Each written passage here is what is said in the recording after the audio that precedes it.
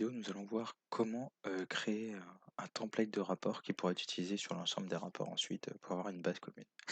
Donc pour cela, vous allez effectuer un clic droit sur rapport, aller dans ajouter, ajouter un nouvel élément. Là, vous allez cliquer sur rapport. Donc, vous allez nommer votre rapport. Donc, par exemple, on va mettre RS rapport template. Et on va faire ajouter. Donc là, vous avez donc la conception, un rapport qui s'affiche avec vos sources de données, vos différents champs. Donc là, nous allons directement nous rendre dessus. Nous allons donc insérer un en-tête de page. Pour cela, nous allons faire, vous venez cliquer ici, et là, vous trouvez ajouter un en-tête de page. Donc, vous cliquez dessus. On voit donc qu'un en-tête de page est maintenant présent. Ensuite, vous pouvez faire insérer image. Donc, on va donc insérer le logo de la société.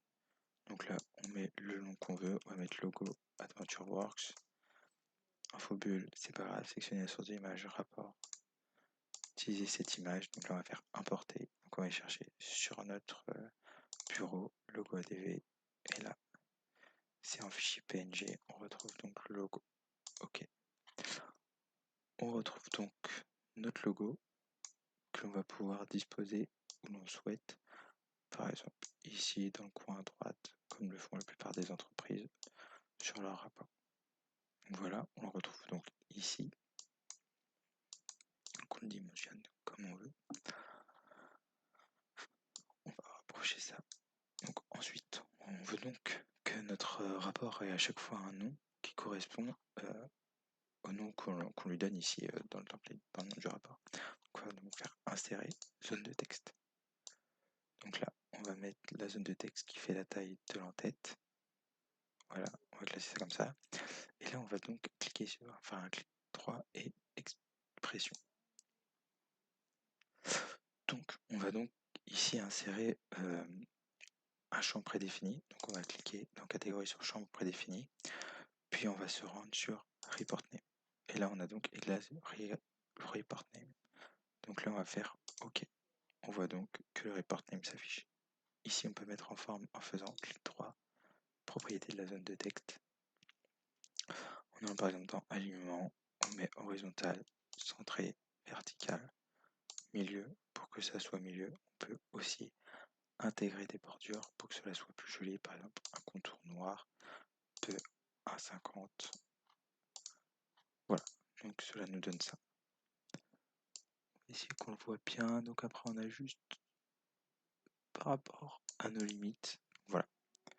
Donc là on a donc notre en-tête. Donc à chaque fois il portera le nom du rapport avec le logo de la société. On peut aussi ajouter par exemple le remplissage avec une petite couleur gris clair dans le fond. Voilà, pour que ça soit un peu plus joli.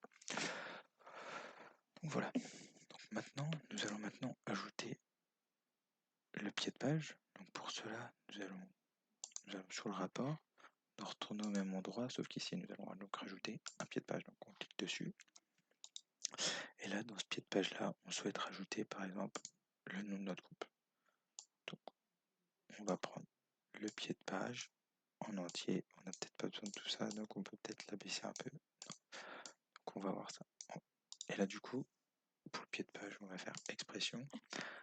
Et là, on souhaite marquer ce que l'on veut. Donc là, on va marquer groupe 4 par exemple, génie logiciel, deux points, prénom, nom des membres du groupe. Voilà, donc là on va mettre l'ensemble des prénoms et des noms du membre du groupe.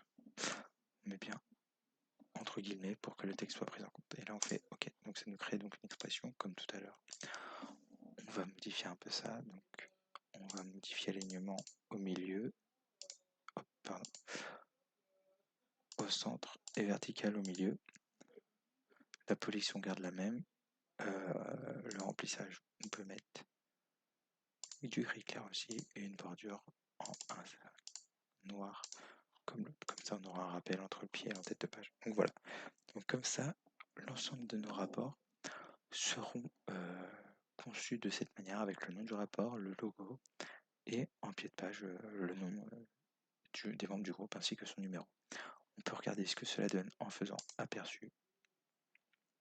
Là, il y a un petit chargement de données qui s'effectue pour qu'on puisse visualiser.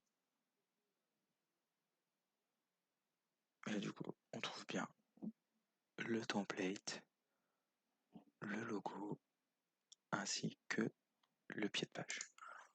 On peut aussi intégrer des bords, etc. Faire plus de mise en forme, bien sûr.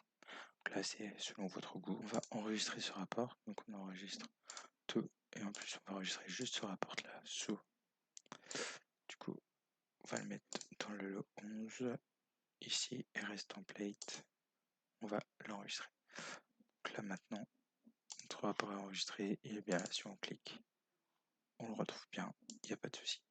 Alors du coup, le but maintenant, ça va être de l'utiliser pour l'ensemble des autres rapports. Donc il y a une petite modification à effectuer, c'est la suivante. On va donc enregistrer notre fichier sous le 11 conception. Donc ici on retrouve bien notre rapport. On va donc le copier pour le mettre à la base de Windows C, Programme x86, Microsoft Visual Studio 10.0, Common 7, IDE, Private Assemblies, Project Items, and Report Project. Et là du coup, on va le copier à cette base-là. Ici, vous avez les droits, donc oui, on continue. On le retrouve donc ici. Donc maintenant que nous l'avons mis ici,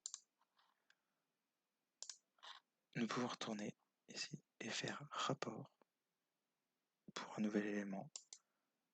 Et là, on retrouve bien notre template donc qu'on pourra utiliser par exemple si on fait un rapport 2, qu'on nomme rapport de test, qu'on fait ajouter. Hop, on a déjà le fond, on n'a plus qu'à rajouter la forme ici au sein de notre rapport.